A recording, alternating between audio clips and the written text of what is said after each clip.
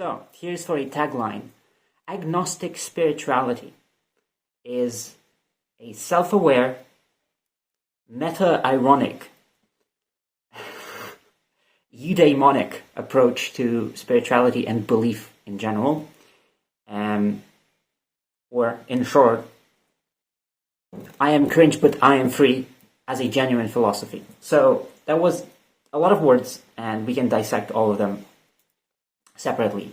So let's start with the self-aware thing.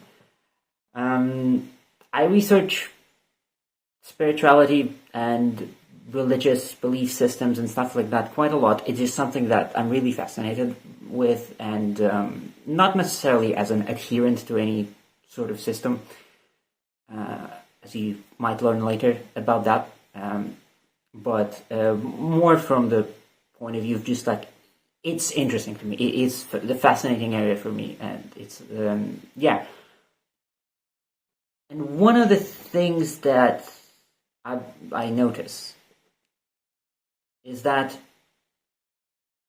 there is always this almost inherent kind of current of hard-headedness and inability to dissect your own beliefs and how you approach them when it comes to different spiritual belief systems and religious denominations and stuff like that. And I feel like quite often this kind of approach to belief as a concept in general is pretty detrimental to all of the potential good that people can get from figuring out their relationship with spirituality and belief. There are potential upsides of that stuff, and it can be a really good tool, but the thing is, quite often, at least in the Western side of that kind of stuff, I'm somewhat familiar with the more like East Asian belief systems, but probably not as much, and you know, it's much less my culture, so I feel a bit out of my depth commenting on it. Maybe I'll say something about that, but you know, as someone who was born and lived their entire life in the West, more or less, you know, but yeah, so the thing is, there is always, at least in Western belief systems, there's always this sense of, this is the word. Like, this is the truth. And there's a lot of inability to look at how you interact with the system that you're an adherent of. And this creates a lot of very unnecessary rivalry and adversarial tendencies where there should not be, or where we would benefit from not having that much adversarial tendencies. One of the most important things I've learned about belief as a concept is from the area of chaos magic and all of the like kind of related disciplines. There, belief is treated as something that is very much mutable, and it's more or less treated like a tool. Whereas in more traditional religious belief systems, you know, organized religions, religious denominations, and circles like that, belief is seen as something very inherent, very immutable. It's something that you either do have or do not have, and if you do have it, you either have it correct, you either have a correct belief or not correct belief, or rather faith. Depends on what we're talking about and what kind of terms they're using, but that's usually how it's seen. However, in chaos magic, one of the most important tenets of chaos magic and all of the kind of related disciplines is that belief is a tool. It's something that you can change and discard and add to at any point in time if it stopped working for you, if the previous set of beliefs just stopped working for you. And it seems initially like something very obvious, like, yeah, of course you change your beliefs, but the thing is, the way it has been treated, belief and faith as a concept have been treated historically in the West, almost subconsciously makes us interact with them as something very, well, as something very, like, divinely untouchable. It's something very, like, you either have it or you don't. It's very much of two extremes, and there's very rarely some sort of middle ground, because there couldn't be a middle ground on something so important as belief. But once again, in chaos magic, this kind of idea is dismantled, and I really like that aspect of chaos magic. And I think that's a sort of point of view that we could benefit from in general when approaching stuff like spiritual beliefs. So that's the self-aware part, more or less, dealt with. And now to the meta-ironic part of the definition. So irony is an interesting concept. Quite often the word ironic is used kind of interchangeably with the word sarcastic, but that's not what I'm talking about. I'm not talking about irony as like a colloquial name for sarcasm and sarcastic attitudes. I'm talking about like the original idea of irony, and that's what the original idea is. A kind of example by inversion kind of thing. So I've heard this somewhere on YouTube some time ago, how this was explained, and it was a really, really good explanation. I don't remember who did it, so let me know if you know who said this, but like, stealing this explanation. So, genuine statement. We should eat all the poor people, and that will eliminate the issue of poverty. If you're saying this genuinely, it means that you legitimately just believe that we should eat all poor people, and then the poverty will kind of end. Next level is irony. You're saying we need to eat all of the poor people to eliminate poverty.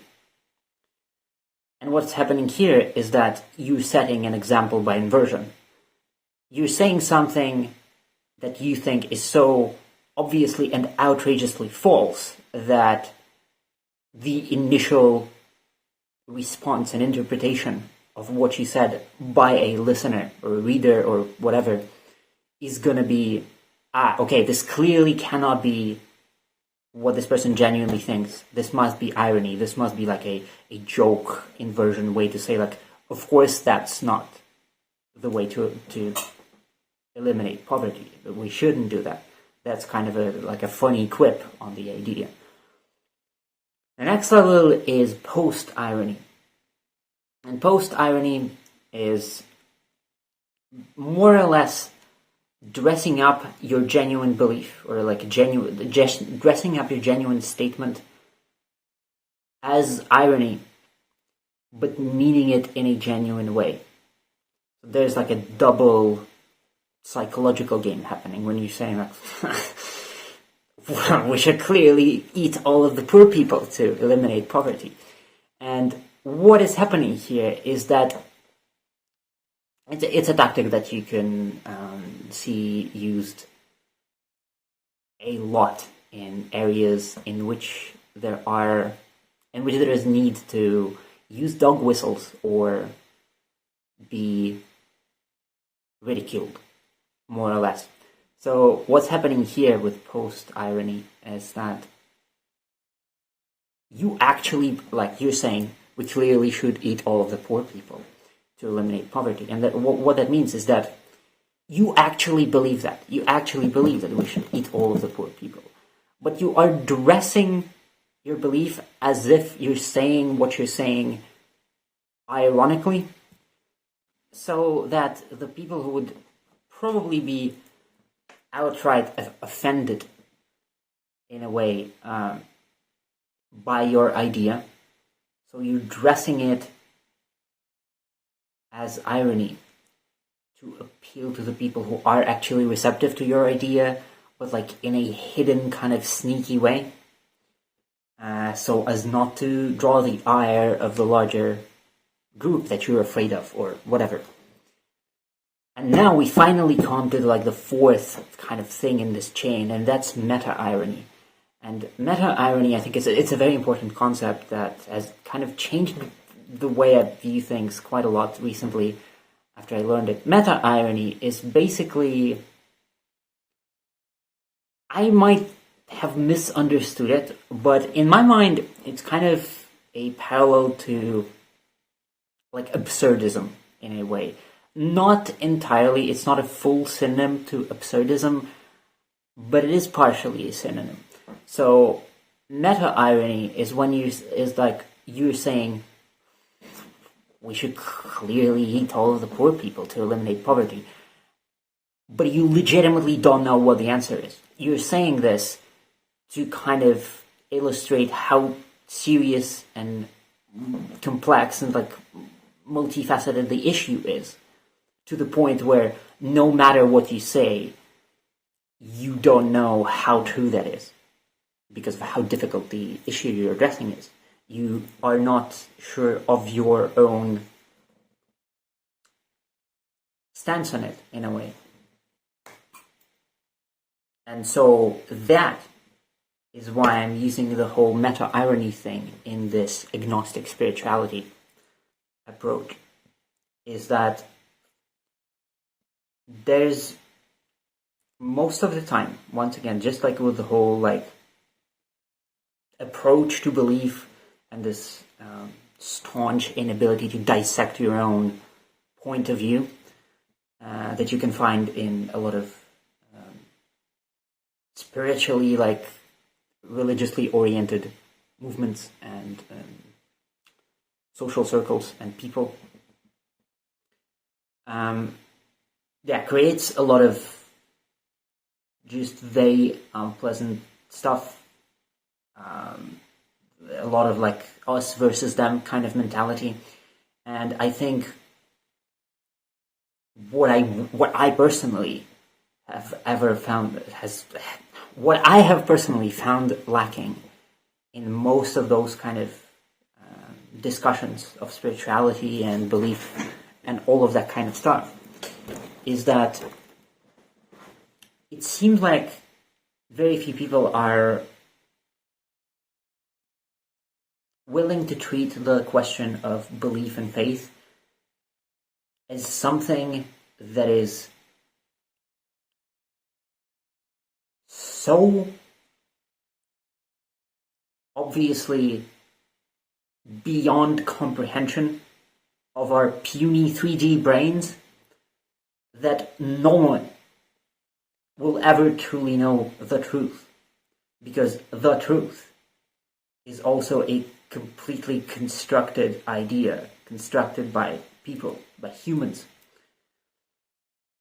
And therefore any sort of any claim by anyone to know what's up with belief and what's true and what's not true and what you should believe and what you shouldn't believe is pretty obviously ridiculous. Because like with many things, even when you start with this sort of with some sort of feeling that, okay, but like clearly there's a group of people that believe the same thing, so there must be at least some sort of portent at truth. There is something that they something that they should be addressing that's kind of real and true, because they clearly believe the same thing. But then the thing is, when you start dissecting it and going deeper into each one of those people's beliefs or disbeliefs, no one agrees on anything. At some point, no one agrees on anything. And that's what I found kind of lacking in the Western spiritual and religious idea space. That very few people seem to, very few, if any, people seem to be willing to address this whole thing where we literally just made it up. And I guess I guess the reason, one of the reasons might be that it feels like you need to feel some sort of importance and ultimate primal truth in what you believe to kind of to make it viable and to kind of justify your belief in it. But the thing is, that's not the case. That's where we turn back a little bit more to absurdism that I mentioned before, or what I also like calling positive nihilism. I'm not sure if it's like an academically agreed on term, like distinction between positive and negative nihilism. I've heard it somewhere, someone describing it this way, and it just clicked in my head, so I start using this. In my head, positive nihilism is, once again, it's kind of a parallel to absurdist philosophy. Not necessarily a full parallel, like not a 100% synonym, but very close. And so here's the difference. Nihilism is, of course, the sort of philosophy or idea that nothing in existence in life makes has any inherent sense in it, an inherent meaning. There isn't some sort of divine plan behind it. It is. And there's no meaning in it. And where the positive and negative nihilism diverge is that negative nihilism is more of a approach where it's like nothing makes sense. That is really sad and terrible, and we're all gonna die, and it's just everything is lost. It's all very sad and depressing, which is also it's as valid as an approach as any. But then positive nihilism goes into a different direction and says nothing makes sense, nothing has inherent meaning, but that means but that's beautiful, because that means that we can create sense and meaning. We can ascribe sense and meaning in any way we want to anything we want to, and practice whatever we want to. It's kind of like with that meme where where there's a fork in the road, and there's a cute light castle and spooky dark castle, that kind of thing. That's it. And yes, positive nihilism, I think, is a very, very cool thing that I don't see most people apply to the area of spirituality and faith and belief. It's usually something that you see popping up in very much atheist kind of circles, and I guess agnostic circles. But the thing is, that's why I'm interested in the whole area of agnostic spirituality, because it's something I've been lacking. I don't really see much of it in the Western, you know what I mean? In the Western canon of beliefs and approaches to faith and philosophy of spirituality and religion and that kind of stuff. There's, as far as I know, there's much more of it in Eastern scene, especially with stuff like Taoism, where there's a lot of, I don't claim to understand much of it, but from what I have read about it, from what I have been exposed to in terms of Taoist beliefs, there is a lot of that kind of thing that I've been lacking in the Western canon.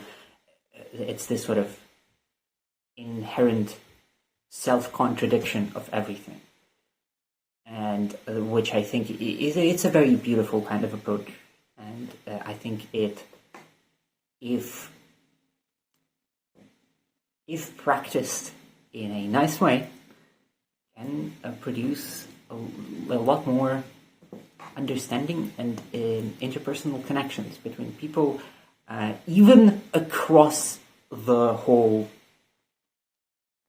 belief and faith divide, because it allows for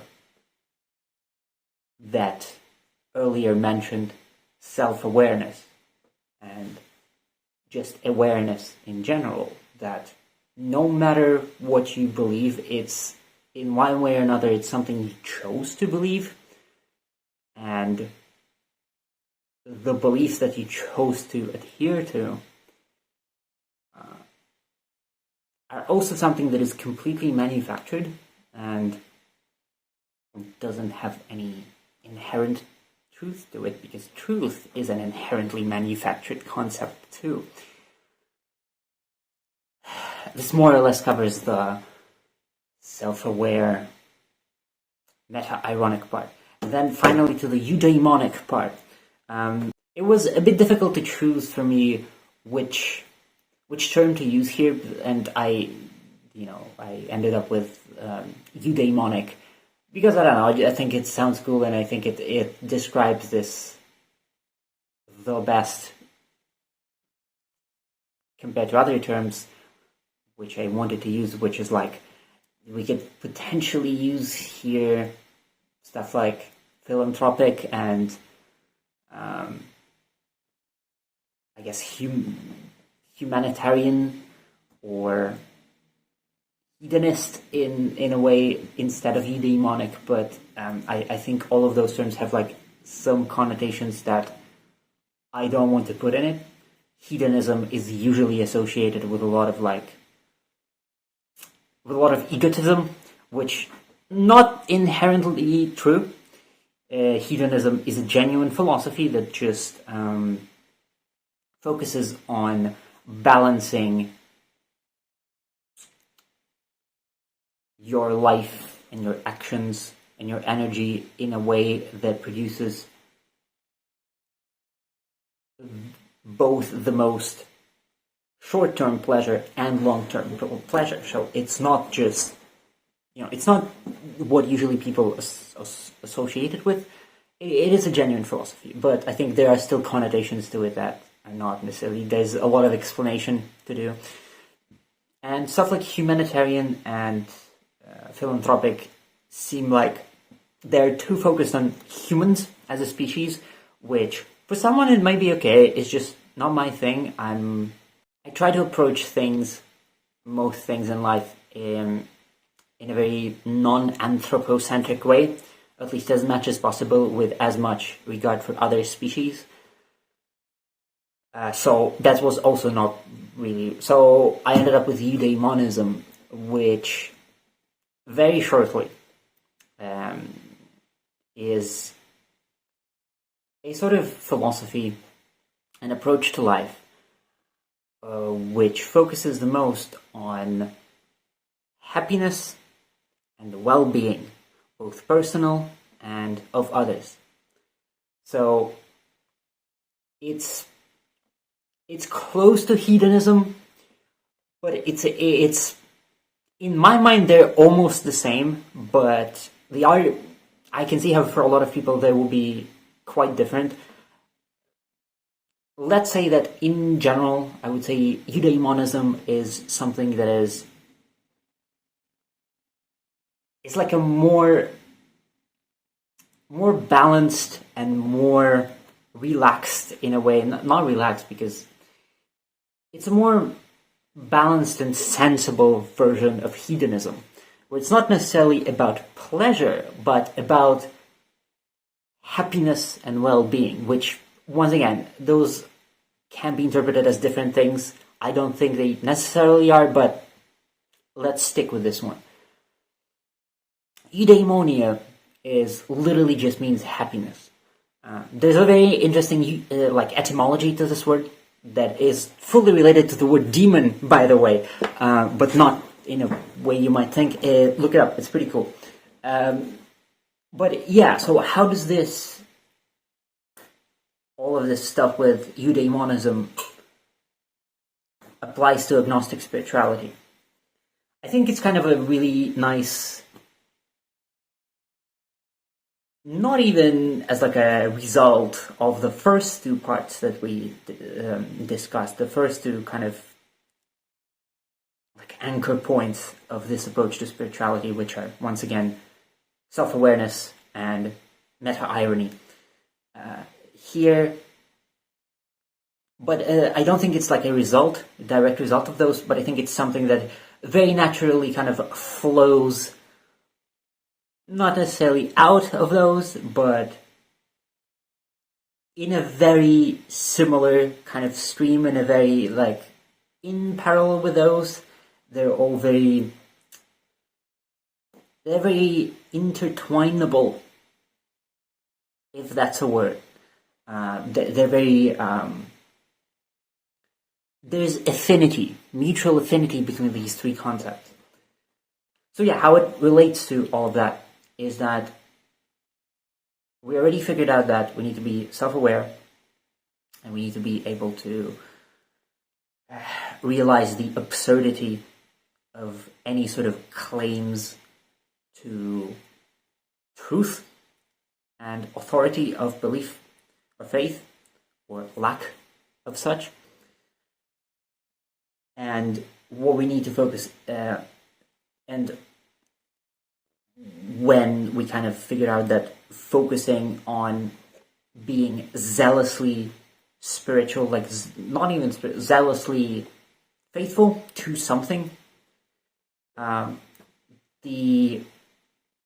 necessarily an inverse of that, but like the thing that we could benefit from, like substituting for zealous belief and zealous adherence is we can substitute it for an appreciation and love for a fellow human being. Not necessarily a human being, by the way. That's why I didn't use the humanitarian or philanthropic term and went with eudaimonic, is because not only people, just like well-being, both personal and of others. And that means also appreciating the choices and beliefs that others have, and not in a way that is usually said in, like, Christianity, for example, where nominally there is the whole whatever, love your neighbor, respect your neighbor, but practically there's very little of this. But like in a practical way, the focus should be shifted from zealous and like just arduous proponency of your beliefs and trying to protect your belief system and establish its dominancy. The focus should be shifted from that to well-being of everyone. And that means finding a way to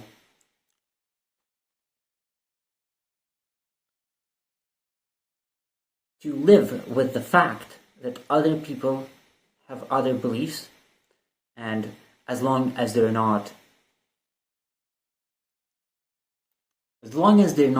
destructive with those beliefs, their beliefs have as much or as little value as yours. You are your beliefs and you are not more or not less than any other person's beliefs or any other person. It's this sort of instead of primacy of a faith system, it's primacy of coexistence. You can and should coexist with people even if they have different views and approaches to life. Of course, as long as they're not actively destructive to everyone else's well-being. And I guess that's the whole eudaimonic part. So once again, the whole thing that I'm trying to establish here in a way is this idea of agnostic spirituality, which is an approach to spirituality, belief, and faith that is self-aware, that is meta-ironic, and that is eudaimonic in nature. In other words, be cringe and be free, and allow others to be cringe and be free at the same time. I might have a lot of very specific beliefs that I do, in fact. I have my own personal belief system that is like extremely syncretic, and it's just like made just for me. I just figured it out for me, but I chose to believe it, and I choose to continue believing it with a direct, active, 24/7 understanding that I literally made it up. And I understand that this whole thing with believing in something while also knowing that it is inherently false, or at least it's true to you, so it is true in a way, but it's subjectively true. So it is objectively untrue. But it doesn't mean that it shouldn't exist and shouldn't be engaged with. Especially I see how this can be a pretty difficult thing for people in the West, especially, because a lot of the foundational spiritual and religious texts that a lot of Western culture is built on is not really, they don't really have the sort of appreciation and feel for the beauty of self-contradiction and the sort of the inherent like attributeless quality and self-negating quality of anything in existence, which there is much more of, once again, in like Taoism and systems that are kind of related to that. But I think it's a very important sort of concept where a thing or a belief being held at the same point as a directly contradicting belief is being held, it doesn't negate all of this in a weird way. Negation doesn't equal negation in a weird way. And I don't mean self-contradicting beliefs as in like bigotry, because bigotry is a little bit different. Bigotry, or what is usually described as bigotry, is double standard. Others cannot engage in it, I can. What I'm talking about is more of a self-contradiction. I believe this, I chose to believe this, while knowing fully that this is false.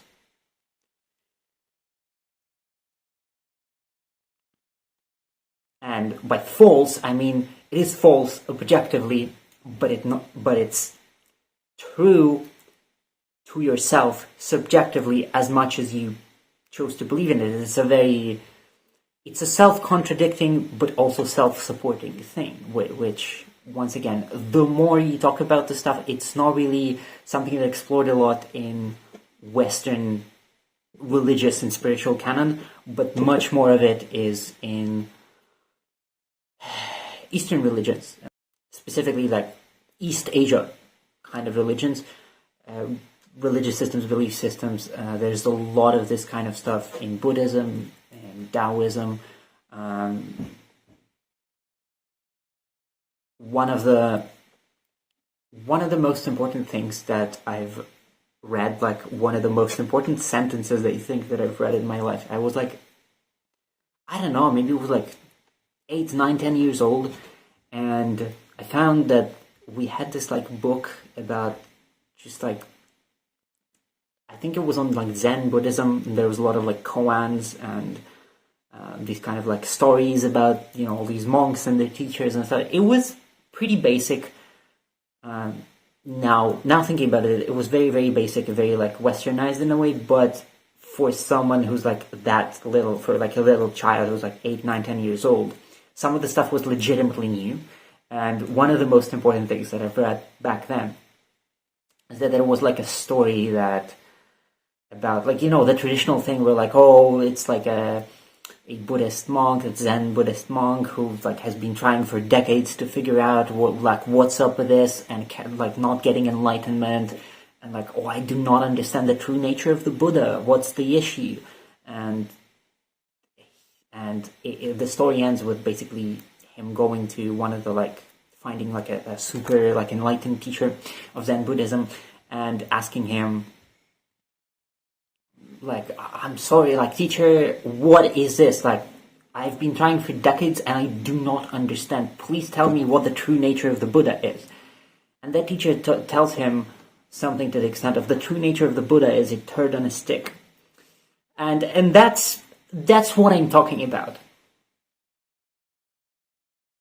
I don't know how to explain it, but this sort of self-contradiction is very, very important, I think, to anyone who's trying to be, I guess, responsible with what they believe and how they believe in it, and how they go about believing in it and practicing it in daily life.